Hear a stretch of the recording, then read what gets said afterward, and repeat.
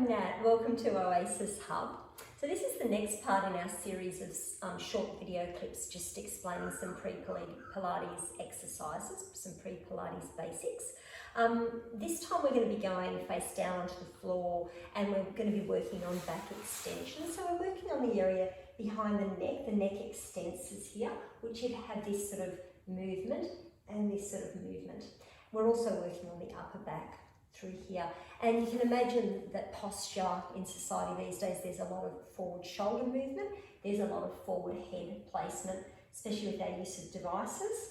So these exercises are wonderful for posture in order to help counteract those things. So what we're going to do is come face down onto the floor. The two exercises we're doing today are called Diamond Press and Sphinx. So I'm going to show you two varieties of Sphinx, but the Diamond Press and the Sphinx are quite basic Pilates exercises. So what we're going to do is we place both hands on top of each other onto the floor, and we're relaxing our forehead onto the floor. So just shuffle your pelvis until you feel as though both hip bones are quite evenly placed. And with our diamond press, the diamond shape is from our hand to elbow to chest bone. So this is our diamond shape that we've created. We keep our forearms connected to the floor, and as we exhale, we're going to lift the head, neck and chest bone up off the floor. So we've got the bottom of the rib cage is still connected to the floor. We draw our shoulder blades down our back. We're keeping the back of the neck long, as though the crown of the head has an attachment to the opposite wall. So we're not going to be tilting our neck in any way.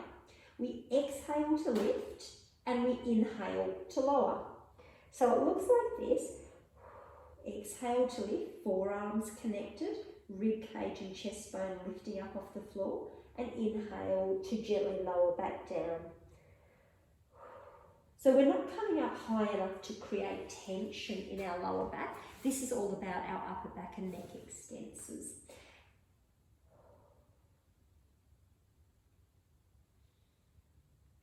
And exhale to lift and inhale to lower. And we would probably do about 10 of these exercises. And then if that feels really good for you, and if you'd like to extend onto the next one, we can come into Sphinx. Sphinx is a really lovely exercise when we've had some lower disc issues, and we're slowly beginning the process of creating extra strength and coming out of the hip flexors and engaging the back of the body. So for our Sphinx, we've got our arms about mat width apart. Forearms stay connected with the floor, and the elbows are slightly lower than the shoulder. They're not up higher, so slightly lower than the shoulder. We start off with our forehead connected to the floor, and as you exhale, we start to lift the head, neck, chest, forearms and hands connected to the floor. The shoulder blades draw down the back, and we only lift up as far as we can, keep our elbow connected to the floor. Once again, we're not tilting our neck in any way. We're inhaling to lower down, and we're exhaling to lift.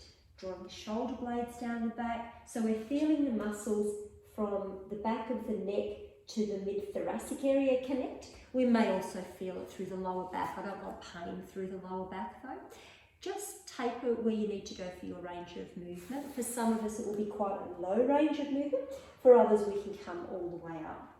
And if that higher range of the movement feels really good for you, and the lower back doesn't have any issues, and your mobility and your flexibility is quite good here, by all means you can come up into an extended Sphinx, where we continue to press the forearms into the floor, exhale to lift, draw the shoulder blades down, keeping the back of the neck long. Then we start to lift our elbows, so the arch is now coming from our lower back, and we lift all the way up to look forward. Once again, you can see that as I come up and down, my neck position has not changed at all. I haven't come up and tilted my neck. I've kept the back of my neck long. So we exhale to press up and lift, if that's pain-free and comfortable for you, and inhale to fold and roll the chest back down onto the floor.